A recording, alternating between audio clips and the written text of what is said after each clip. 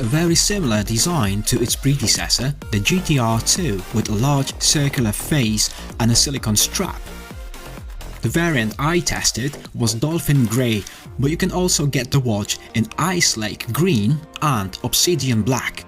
Overall, the look of the watch is quite sporty and maybe not as refined as something like the Zep E or the Withings Smooth ECG, but it's a great everyday watch packed with useful features and with tremendous battery life.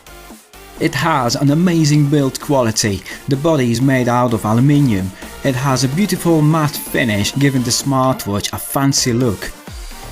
Here we got the PPG sensors for the heart rate and the SpO2 measurements. These are the charging pins to plug the magnetic charging cable. And here we got the two buttons at the side of the case.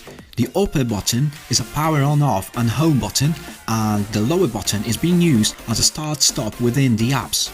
GTR 2E has an integrated mic for voice commands and to be used with Amazon Alexa, but it hasn't got a built-in speaker like we got on GTR 2, which means it's not suitable if you want to use it to make phone calls. So if you need your watch to make phone calls, you should consider either GTR 2 or the recent addition to the GTR family, GTR 3 and GTR 3 Pro.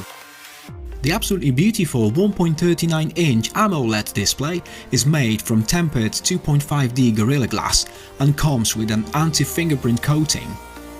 The watch didn't pick up marks easily even after several weeks of use, so the coating works well. The bezel surrounding the face of the watch is made of aluminium. The 1.39-inch screen isn't quite as large as in the newest GTR 3 Pro, which has 1.45-inch, but it's equally super sharp and displays vivid colors. Seriously, the AMOLED screen technology puts the older IPS and TFT LCD screens into shame. I have done a simple waterproof test by submerging the GTR 2E in the water for 1.5 hours only to see if it survives. All watches from the GTR series, including GTR 2E, have been certified to 5 ATM standards. This means that they withstand pressures equivalent to a depth of 50 meters. Splashes, rain or snow, showering, swimming, diving into water and snorkeling. As you can see, it's absolutely fine after being submerged in water for 1.5 hours. The heart rate monitor on this watch seems very accurate and in line with readings I get simultaneously from a medical grade NHS approved pulse oximeter. Here we got the readings of 104 BPM on both devices. That's fine, but the measure had been taken during the rest state. Now let's spice up things a bit. I done about 50 press-ups to raise my heart rate, so here we go. Let's see how the GTR 2E handles it. Here we got 138 BPM on GTR 2E and 138 BPM on pulse oximeter. That's great. Let's take the measurement once more. It's 117 BPM, 116 BPM. Again, both devices going head to head, getting exactly the same readings. However, don't forget that the watch isn't a medical device, so even if it's super accurate, it should be used for reference only. GTR 2E is also capable of taking readings of your stress and SpO2 levels, which is also fine. I have encountered a few hiccups taking my SpO2 readings because the watch kept saying I needed to correct my positioning despite the fact that I placed the watch horizontally on a table without moving. But here we got the reading of 98%. Temperature taking is a newer feature which again seemed to give the lower readings. Amazfit does state that for the most accurate data, the watch should be wear on skin for at least 15 minutes, as other factors such as the environment can influence the reading. Here's the step counter, or pedometer if you like. Steps, distance, average speed, max speed, heart rate zones, calories and the GPS route, everything organized on one screen. I like it. So with that being said, let's test the accuracy of the pedometer.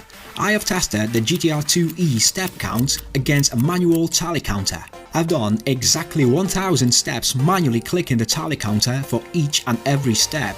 And in my first attempt, the GTR 2E count shows 1002 steps. Wow, that's phenomenal.